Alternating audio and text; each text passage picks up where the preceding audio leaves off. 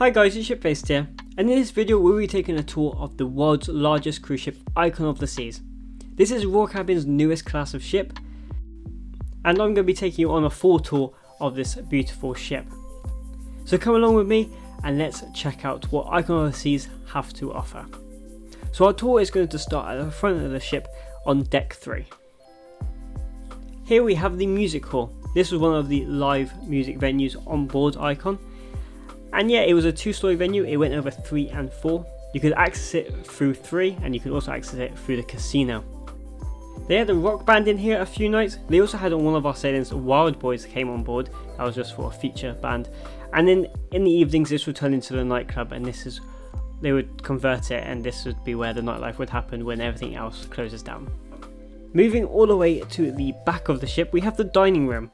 This was a 3-story dining room that went over 3, 4 and 5, and yeah, there's nothing special about it. Really good food. They had like theme nights, they had Caribbean night, French night, Icon night. Food was really good. We were on here for 2 sailings, so we got to try 2 different areas, and near the kitchen was actually the nicest food over our 2 weeks. Waiters were all very friendly. You just have to look at your SeaPass card to see what table you'll be at. Moving up to deck 4 midship, we have Casino Royale. This was the casino on board Icon of the Seas, and it was gigantic. It wasn't very wide, it was just very long. You could exit from deck 4, and also they had an escalator from the Promenade, which I'll show you guys later. Everything you could think from here. Hundreds of slot machines, roulette tables, blackjack tables, crabs. Is how you say that? They also had a VIP section, which was the first time I've ever seen this. It was like £300 for one blackjack. Crazy. Yeah, I didn't go in there. But yeah, you could access it, like I said, from Promenade or on deck 4. Moving to the front of the ship is the Royal Theatre. This was the main theatre on board, and it had the Wizard of Oz, which was the main show on Icon of the Seas. Star of the Seas is having the Back to the Future the musical, which is really interesting. But yeah, really good entertainment in here. This is the cruise director currently on board. Did a magic show, which was good. We had a juggler, comedians, production show. They also had the effectors, the origin story. So they had lots going on. Moving up to deck 5, we have the running track that goes around the whole size of the ship, which was quite nice to walk around on the evening because it was a bit more covered. But the only weird thing about it, they had it would cut and then go into a seating area, then carry back on again, so you had people running through walkways. Only weird thing about it.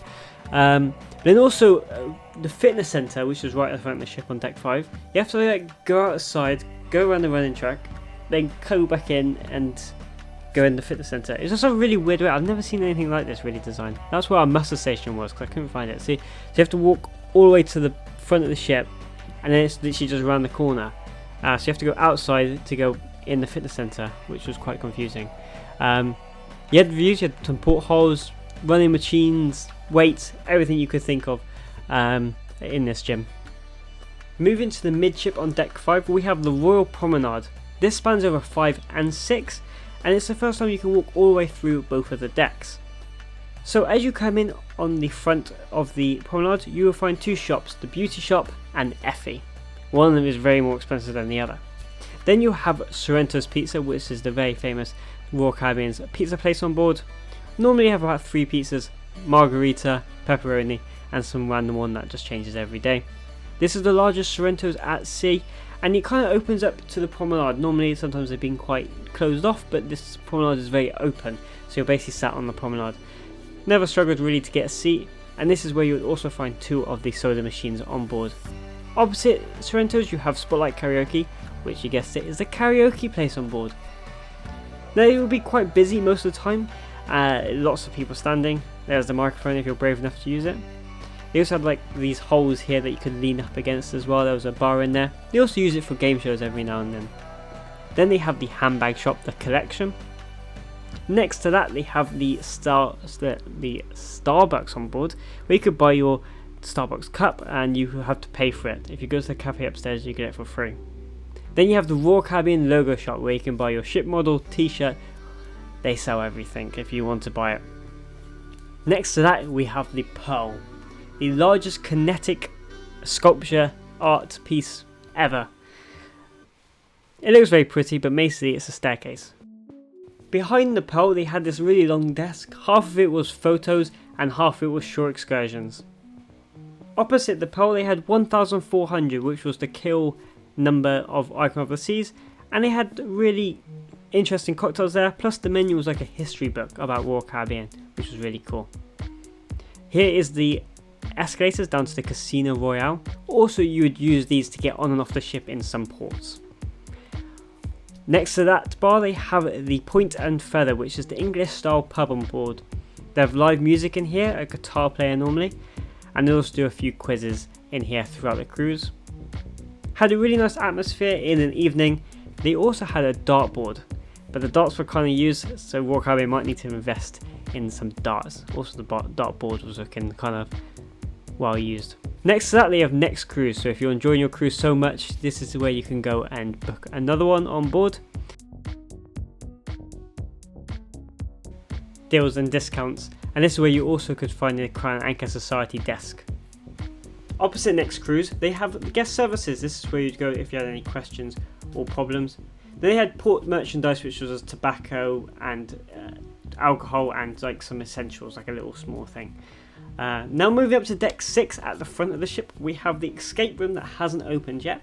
There's a little patch over it, but this is where the escape room would be if it does eventually open at some point. Opposite that you have the Crown Lounge, which is basically the Diamond Lounge. Yeah, it wasn't the best, it hasn't got a window. Moving on to the Promenade at the front of the ship, you have Dueling Pianos, which is a new venue on board, where two pianos will go against each other. I never actually went there, but it seems to be very, very popular, so definitely want to check out the cruise planner and get there early to secure a seat. Opposite that, they have the Comedy Club. They'd have some royal comedians in there, and yeah, you would want to reserve before you go because it does fill up very, very quick. And because the decks are so open, they do have extra seating around the place as well. But yeah, definitely pre-book your comedy clubs or you will probably not get in. They do have stairs either side of the promenade, go from 5 to 6, so it's really easy to get around and get to the different places on the Royal Promenade, and also the staircases in the Pearl as well, so really good access to either deck. Moving to midship, they have Giovanni's Italian. This is the new version of it, Italian kitchen and wine bar. We ate there and it was really, really delicious food. I had the filet mignon, Celeste had some sort of pasta, really good food. You definitely want to go there on the first night because they were giving 50% off to people, so definitely check that out when you get on board. But you have to book on board, not any pre-cruise thing. If you go through the Pearl, you'll find Pearl Cafe opposite Giovanni's. Really good upgrade compared to Cafe Promenade. Better food, better options, just all around better, and you get this beautiful ocean view, floor to ceiling windows, really comfy place, really nice area to be of the ship, and they also had like drinks and juices on tap as well. Really good upgrade, very, very good, and a really nice area, and this is where people get the picture over there of the Pearl. Here you would also have access to Central Park. One thing I did like about the Icon class is that it all seems to be very linked together, especially in the Surfside. Going to the back of the ship, we have the Schooner Bar. This is on every Royal Caribbean ship, everybody knows what this is. This is the piano bar on board. And like I said, it's all very open, so music didn't happen all at the same time. You'd have to check the cruise planner to see. It wouldn't be on every night, or it wouldn't be on late every night. So you definitely have to check the app and the cruise planner about what times it will be playing. Opposite that we have Boleros, which is the Latin bar on board the ships. Really nice design, again very open, and they'll play live bands because they're very close together, the Schooner Bar and the Latin bar, and then you got the piano and karaoke. It all is a lot of sound, so they are on at different times, like I said, so definitely check that out.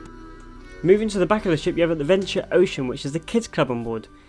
They have a theatre in here which they show shows and puppet shows, and they have different age ranges. You go on the first day and you register your child, and yeah, they'll let you know which one that they go into.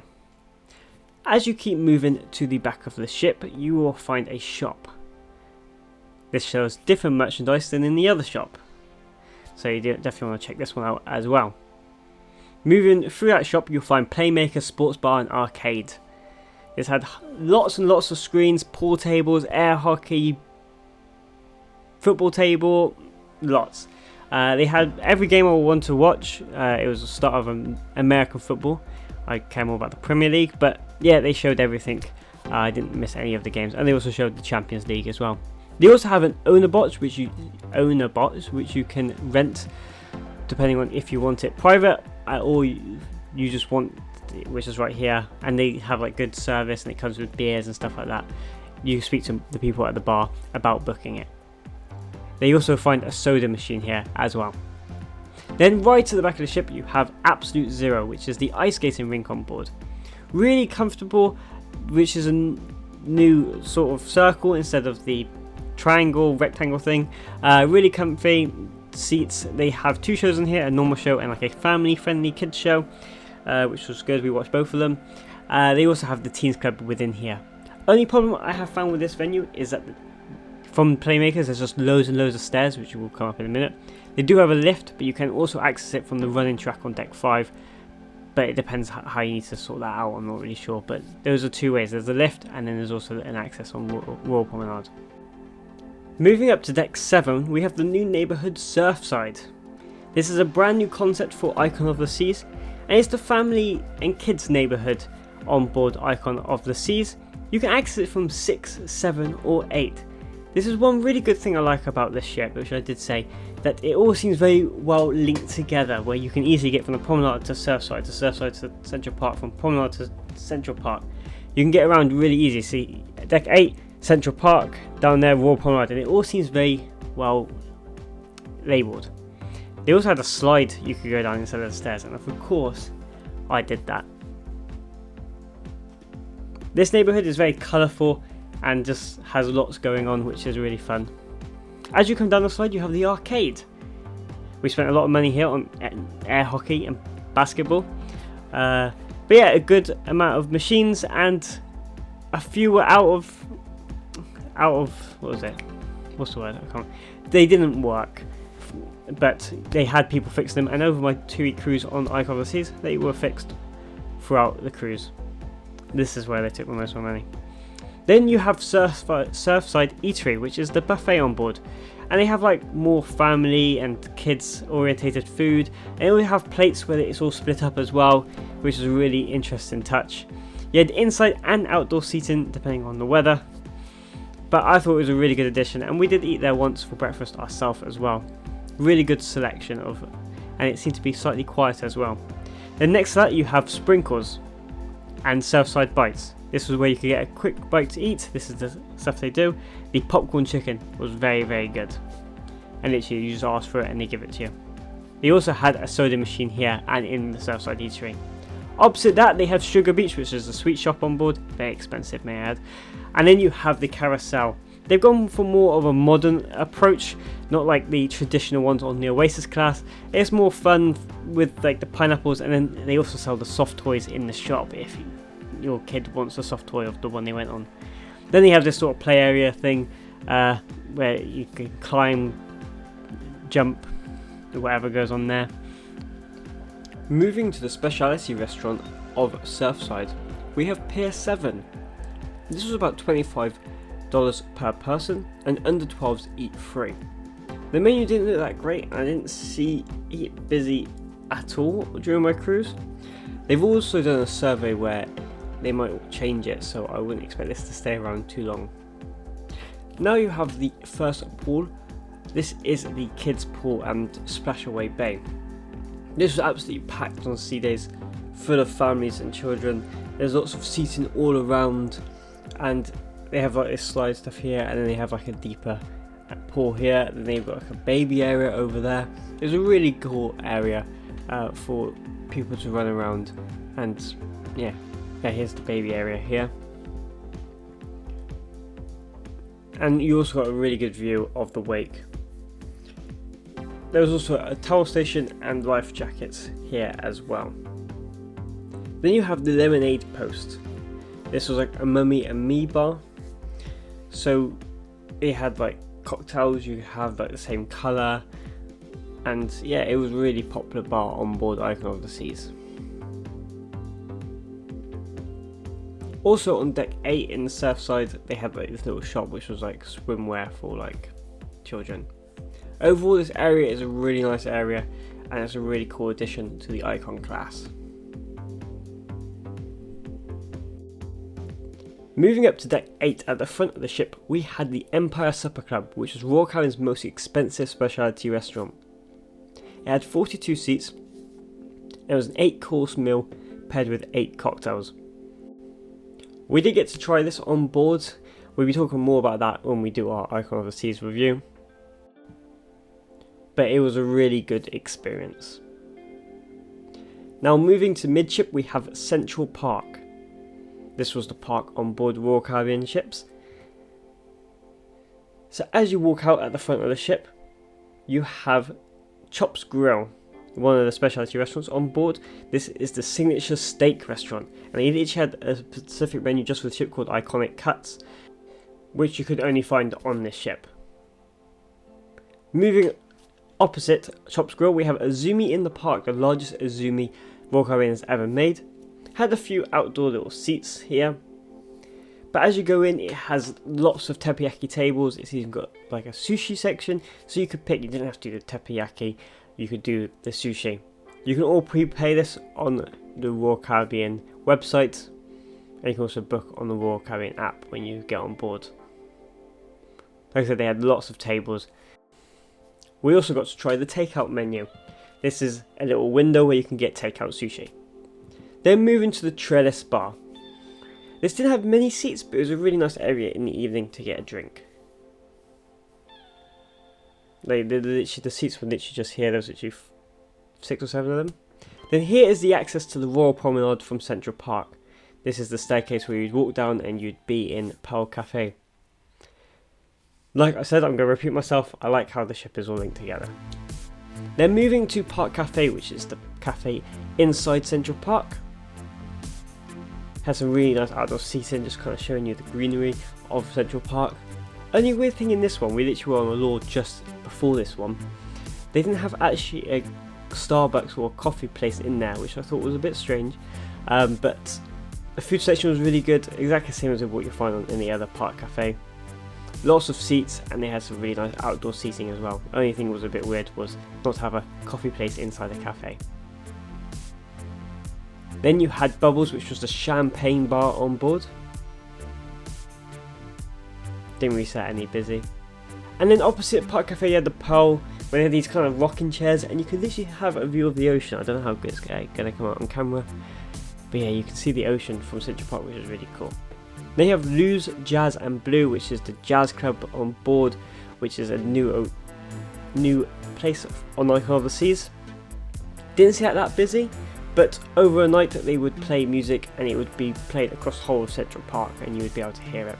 There's some outdoor seating and all these windows open up to be like, so it's fully just you can walk in and out. So that was really cool. So the live music did play into the Central Park. Then you had the really expensive watch shop. They were selling second-hand Rolexes on board as well. I did see that advertised a few times. And then as you leave Central Park, this is just for example, we've done Surfside already, but literally you leave Central Park and literally here's Surfside, and it's all really well labelled, which is what I really like about Icon of the Seas.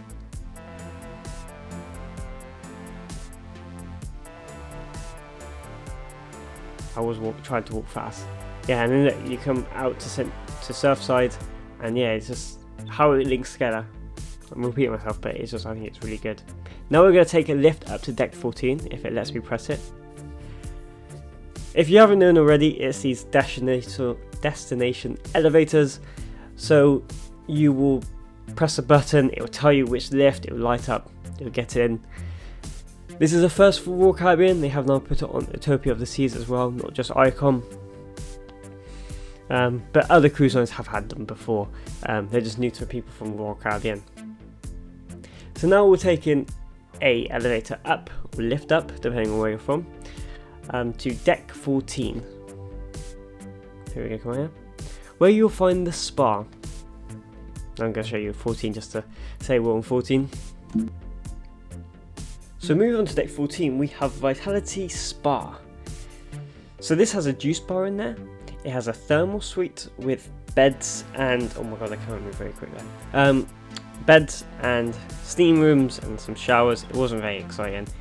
Then they had hair and makeup, nails, all the jazz. You could go for a tour on day 1 and they will tell you more about the pricing.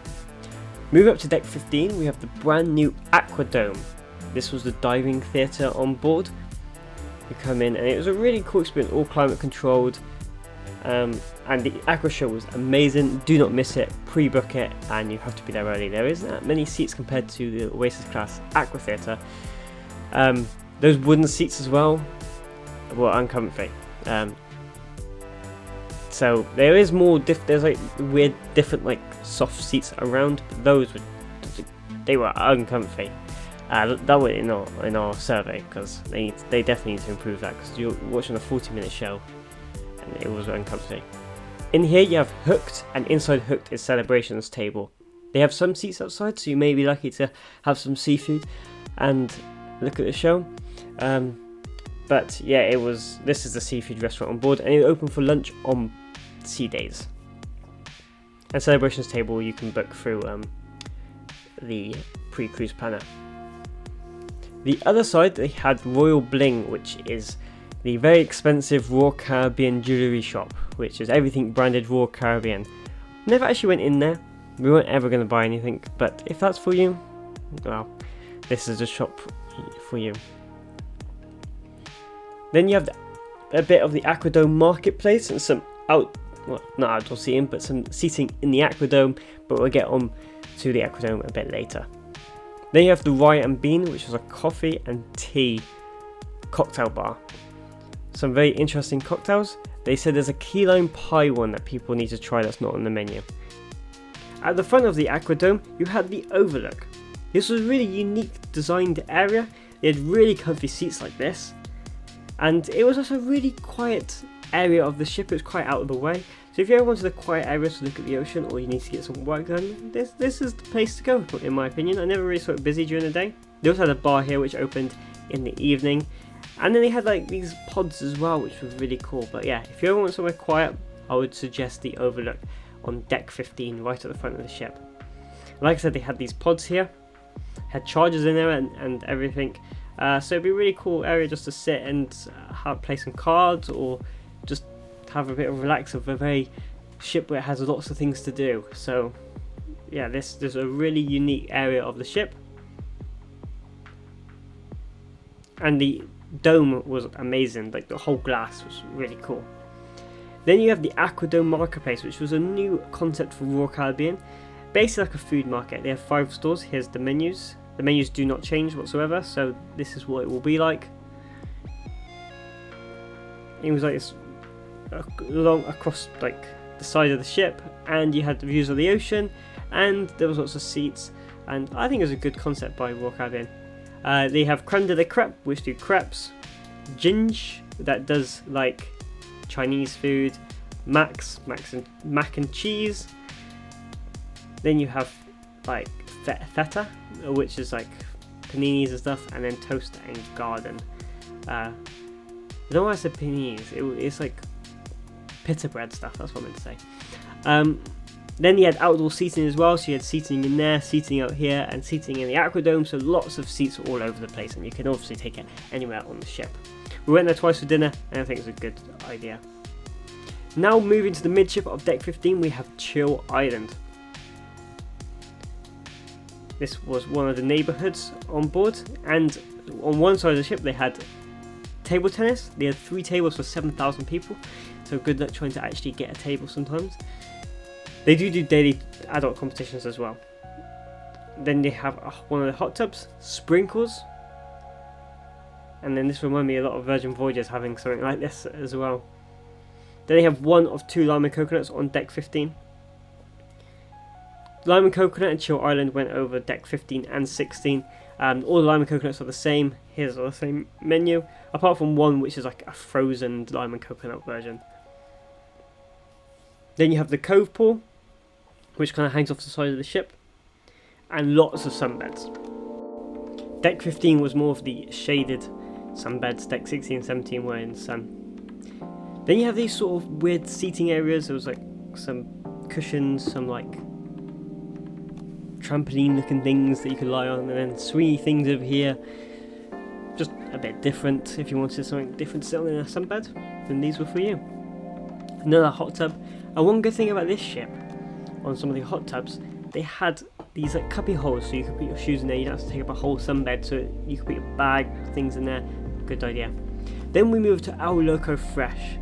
This was the Mexican place on board, the complimentary Mexican place, and it'll be open between like 11 and 5. It always closes at 5 or 5:30, or maybe 6, 5 or 6. Can't remember exactly. But it had a good selection on here, and also they had like a salsa section and some drinks as well. We also had a bar in here which did margaritas. On the other side of the ship, we had the largest pool at sea, with 2 hot tubs in there as well. And then you had like these green little like seating things. I was filming when they were still setting up. This was like 6 in the morning. So they'll be all over the place, and there'll be more sunbeds in. So they're currently covering some sunbeds. So there'll be sunbeds there, and then what I'm standing on is where the green things go. So lots and lots of seating around that pool. But yeah, this was This was the pool which was busy the most, but it is the biggest one. Then at the back of deck 15, we have the Windjammer Marketplace. This was open for breakfast, lunch and dinner, and when I went in there was a really big variety of things. They did a ramen section one night, and there was like filet mignon, there was lobster. We only went in there 3 or 4 times, but whenever I did, I wasn't disappointed with the food or the meal. I can always get a seat as well. We never went at peak times. Moving up to deck 16, we have the suite area. Now this spans over 16, 17 and 18, but I do not have access to it during this cruise, but I will mention it on every deck. Coming out to the higher level of Chill Island, you have the Swim and Tonic, which from the pictures looks like this pool is huge, but it's actually quite small. Some people said that kids are splashing, and it's quite understandable how small the pool actually is. It does look very cool though, and it was very busy on sea days. There's also a hot tub here as well. Then you have the frozen lime and coconut. Every other lime and coconut is the same, but here is a frozen one. But you can also buy a souvenir cup from this one as well. So they have just a slightly tweaked menu. Then they have a slide, which of course I tried. Had to test everything out.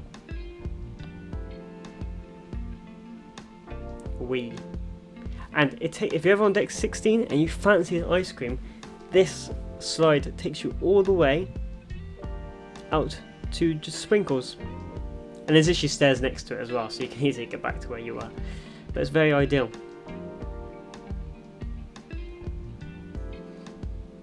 Moving back up to 16, they had these like things you could pay for with a ridiculous amount of money. Yes, you have this and a little seating area as well, and they wanted something like £200-300 a day for something like that. Lots and lots of sunbeds, and this would also be the area where the live musicians would be as well.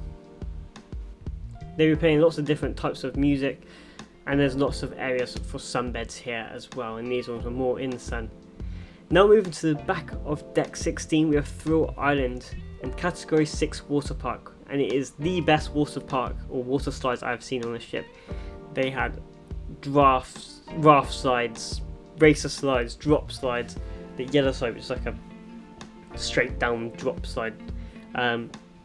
Yeah, generally the best slides I have seen on a ship. Such a cool area as well, and they had 2 towers. One was for the raft slides, and one was for the racer and the drop slide. Really cool area.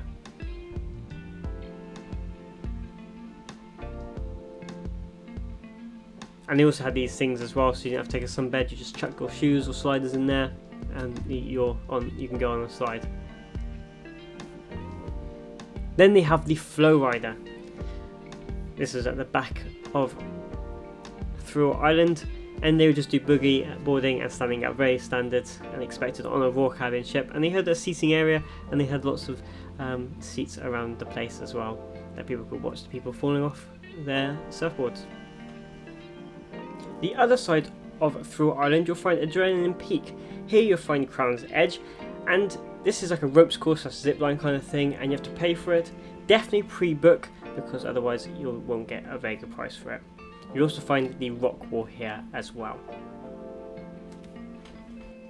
And they had different levels depending on how hard you wanted to do it, and different sizes. They also had these football things here, which were really interesting. Not seen them before. And yeah, it was fun to use them. Definitely would recommend having a go on that. And then we come into base camp. This is now a free venue, and it was a really well designed looking area. Had an animatronic parrot, a bar. They also showed live sport as well in here if you didn't want to go to Playmakers. Here's the menu, and all of it's now included. There's no charge here anymore. Here's the bar. And yeah, this was a really good place to go and have a drink in Thrill Island. They also had mini golf. This mini golf course was one of the best I've seen at sea. It had different levels. It was really well themed. It was really good. It's all accessible as well. Because the one on Wonder was rubbish. They also have Deserted here, which is an overpriced milkshake shop. I was doing this during my back-to-back thing, and there's the departure where normally the menu is, so I'm going to put the menu up right here. Those are the really expensive ones with all the stuff on it, and then at the bottom there's some cheaper ones that are like $7. Wow, there's me putting the menu back. Never actually went in there, and there's me just showing the menu one more time. Yeah, we never went in there, didn't want to pay that much for a milkshake. $9 for a milkshake. Then we have the Hideaway. This is the adults only area on board Icon of the Seas. As you enter the Hideaway, you have the 2 hot tubs here. You have some seating over there, and again there's cubby holes as well. You can put your stuff in. And then down here you have lots of sunbeds, mostly in the sun, and the ones right at the front are the ones you have to pay extra for. You can pair pre-cruise or post-cruise, these green ones, to have a view of the wake. Then if you keep going down the stairs, you'll find the pool, the highest suspended pool at sea, or the only suspended. The sunbeds in the pool are the ones that you pay a stupid amount for. The Hideaway bar was located next to the pool, and it was a really nice bar where it had lots of seats, and it had an amazing view of the wake. They also did bar service in the pool as well, because that was the kind of thing that you used to get served in the pool. But yeah, this was a really nice area of the ship to see a sail away or hang out during a port day. Moving up to deck 17, we have Cloud 17, which was when it was announced this was supposed to be the adult only area, but now they changed it. And then this is for everybody.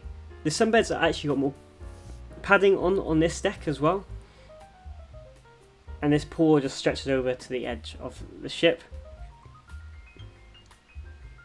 Also, I'd like to add that there was towel stations absolutely everywhere. I filmed all of them, but then I was just putting in too many towel stations, so literally don't worry about a towel station. There is one by every pool in the water park, everywhere. There was also a hot tub here as well, which was like Mario of Celebrity Apex. It was like a champagne glass one as well. And then you had cabanas here as well. You do not have to pay for these. These are completely free. So if you can get one of these and not pay for that, the ones elsewhere, that would be the best. Lots of sunbeds up here as well, and like little circle beds as well. Lots and lots going on, and lots of seating to go around. Like I said, even on sea days, I never saw a struggle for a sunbed, in my opinion, on Icon of the Seas. We were sailing at 7,000 one of the weeks, and like I said, the pool decks, okay, they still feel busy, but you can always get a sunbed, no problems here. Then at the back of the ship, they have the sports court. They did pickleball, basketball, football. They did lots of things on here. They had some seating here for you to watch. They had some benches as well. There was 2 entrances and exits. One in Thrill Island by base camp, and then there's also an exit at the back which you can go through, and it gets you to the lifts as well. So 2 exits and entrances on the sports court.